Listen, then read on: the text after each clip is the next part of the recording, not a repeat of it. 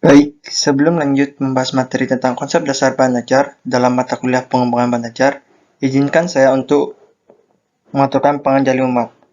Om Swastiastu. Assalamualaikum warahmatullahi wabarakatuh. Shalom Namo Buddhaya. Salam kebajikan. Salam harmoni. Baik, sebelum lanjut untuk membahas materi, izinkan saya untuk memperkenalkan anggota kelompok saya. Yang pertama, ada Putu Triska Agustina Putri dengan NIM 2011021002. Yang kedua, saya sendiri, IGD Putu Krisna Dharma Saputra dengan NIM 2011021014. Yang ketiga, Kiki Fatmawati dengan NIM 2011021015. Yang keempat, Muhammad Hendra Firdaus dengan NIM 2011021016. Yang kelima, Charles Juniko Saragi dengan NIM 2011021023. Yang keenam, Aldino Rivaldo Enzelio Saragi dengan NIM 2011021030. Materi yang akan dibahas pada pemaparan presentasi kali ini, yang pertama, memahami konsep bahan ajar. Yang kedua, memahami karakteristik bahan ajar. Yang ketiga, memahami peran-peran bahan ajar dalam pembelajaran. Yang keempat, jenis-jenis bahan ajar.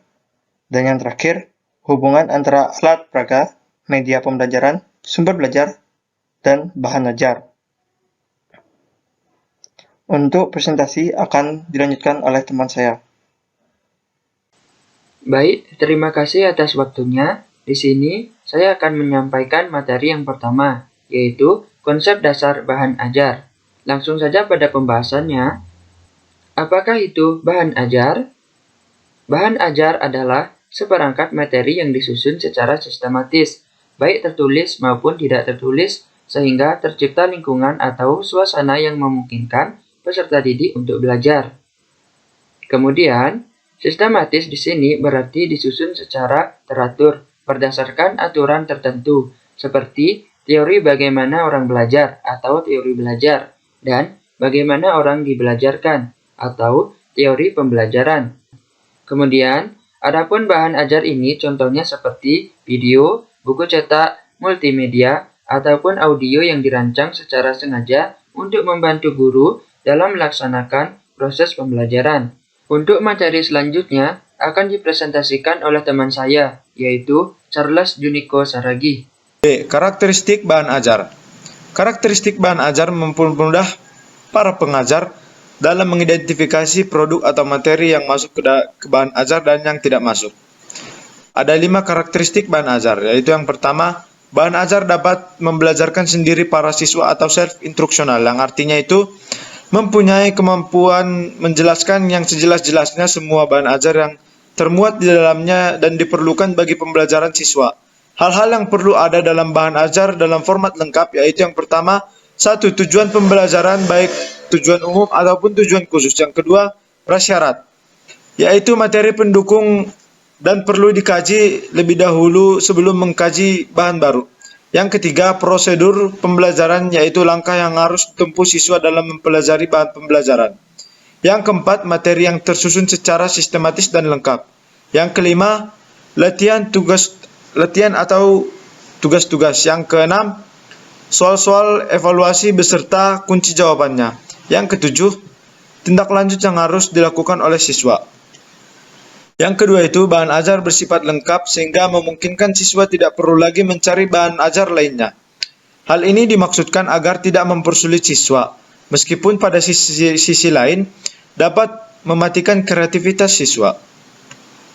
Yang ketiga, bahan ajar bersifat fleksibel, dapat digunakan belajar secara klasikal, kelompok, ataupun mandiri.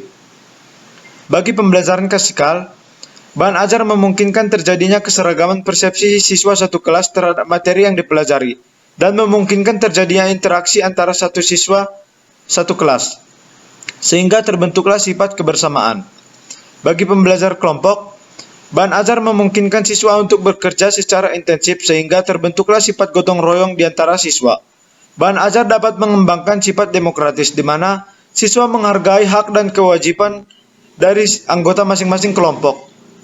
Bahan ajar mandiri dapat memberi kesempatan kepada siswa mempelajari bahan ajar sesuai dan dengan kecepatan dan irama masing-masing tanpa harus mengganggu atau terganggu oleh siswa lainnya.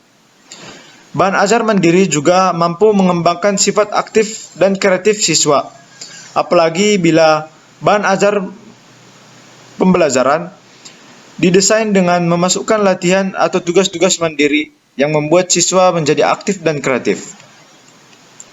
Yang keempat itu, desain bahan ajar dibuat dalam format yang sederhana, tidak terlalu kompleks, dan detail yang penting mampu merangsang perkembangan potensi siswa.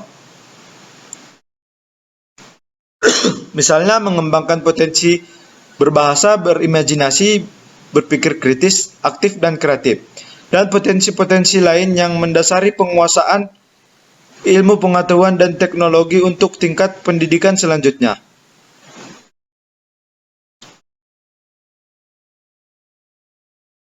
Dan yang kelima itu, tampilan bahan ajar harus menarik perhatian siswa. Misalnya dengan desain sampul bergambar, berwarna-warni, dihiasi gambar-gambar yang disenangi,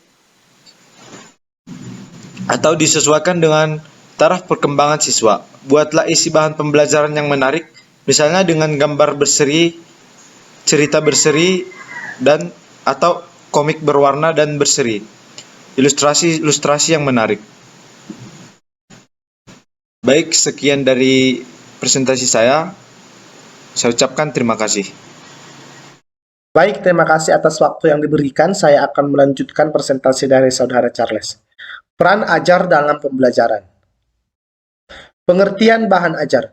Bahan ajar merupakan salah satu komponen sistem pembelajaran. Kualitas proses pembelajaran dipengaruhi oleh bahan ajar. Fungsinya bagi pendidik yaitu 1. Menghemat waktu pendidik mengajar. 2. Mengubah peran pendidik dari seseorang pengajar menjadi fasilitator. Yang ketiga, meningkatkan proses pembelajaran menjadi lebih efektif dan efisien. Keempat, sebagai pedoman bagi pendidik yang akan mengarahkan semua aktivitasnya dalam proses pembelajaran. Yang terakhir ialah sebagai alat evaluasi pencapaian atau penguasaan hasil dari pembelajaran. Fungsinya bagi peserta didik yaitu 1. Dapat belajar tanpa pendidik. 2. Dapat belajar kapanpun dimanapun. 3. Dapat belajar sesuai kecepatan masing-masing. Yang keempat, dapat belajar sesuai urutan yang dipilih. Yang kelima, dapat belajar sesuai urutan yang dipilih. Yang keenam, membantu potensi peserta didik untuk mandiri.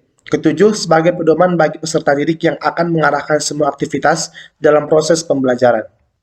Fungsi bahan ajar dari strategi pembelajaran. Fungsi bahan ajar klasikal sebagai satu-satunya sumber informasi serta pengawas dan pengendali proses pembelajaran. Sebagai bahan pendukung proses pembelajaran yang diselenggarakan. Fungsi bahan ajar individual sebagai media utama dalam proses pembelajaran. Sebagai alat yang digunakan untuk menyusun dan mengawasi proses peserta didik dalam memperoleh informasi. Sebagai penunjang media pembelajaran yang diselenggarakan. Fungsi bahan ajar kelompok sebagai bahan yang terintegrasi dengan proses pembelajaran kelompok dengan cara memberikan informasi tentang latar belakang materi, informasi tentang peran-peran orang yang terlibat dalam belajar kelompok, serta petunjuk tentang proses pembelajaran kelompoknya sendiri. Bahan pendukung utama untuk meningkatkan motivasi belajar siswa.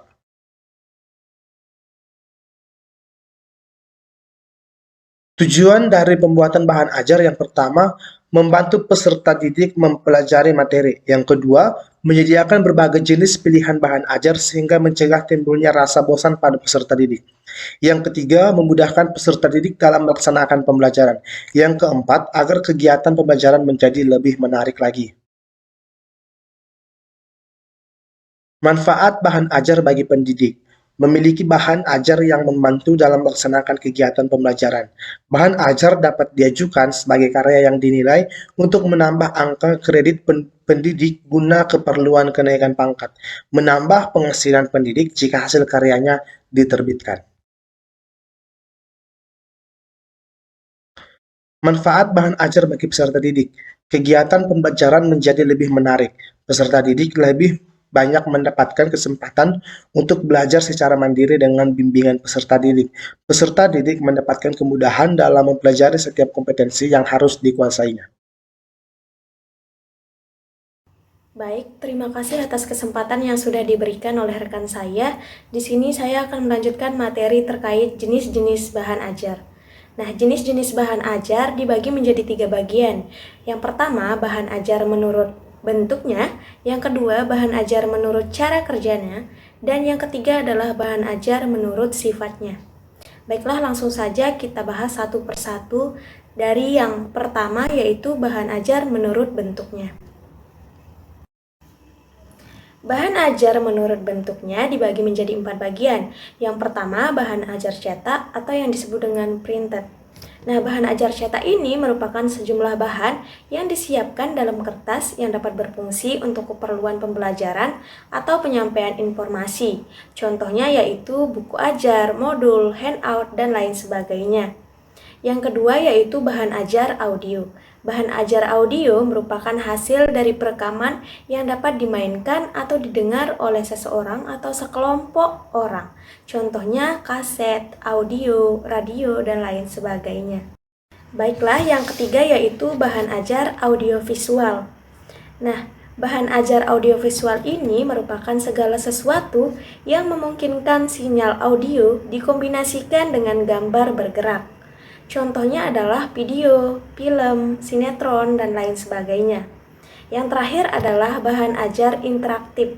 Nah, bahan ajar interaktif ini merupakan kombinasi dari 2 atau lebih media, teks, gambar, audio, animasi, dan lain sebagainya, yang dikendalikan oleh penggunaan ketika dioperasikan. Contohnya adalah multimedia interaktif.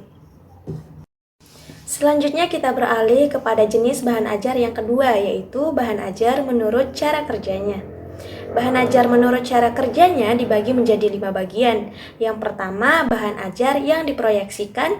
Yang kedua, bahan ajar yang tidak diproyeksikan.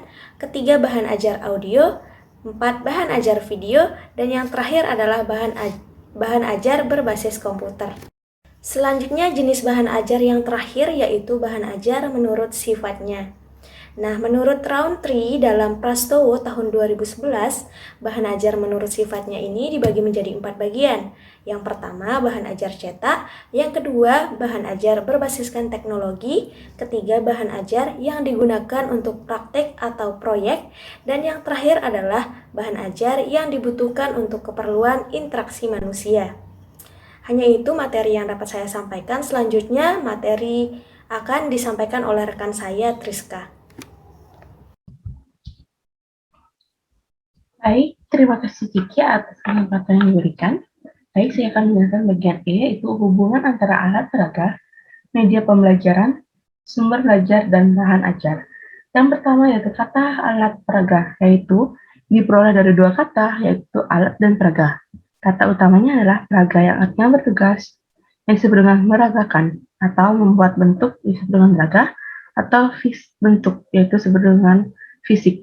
Dari suatu arti atau pengertian yang dijelaskan, bentuk fisik itu dapat berbentuk benda nyatanya atau benda tiruan dalam bentuk model atau dalam bentuk gambar atau visual yang disebut dengan audio visual. Contohnya, alat peraga untuk meragakan binatang, ya binatang itu sendiri, atau patung binatang itu, atau gambar tentang binatang tersebut. Jadi, alat peraga adalah alat yang dipergunakan untuk meragakan benda yang diragakan, baik dalam bentuk benda nyata, tiruan atau modelnya, atau gambar visual atau media visualnya.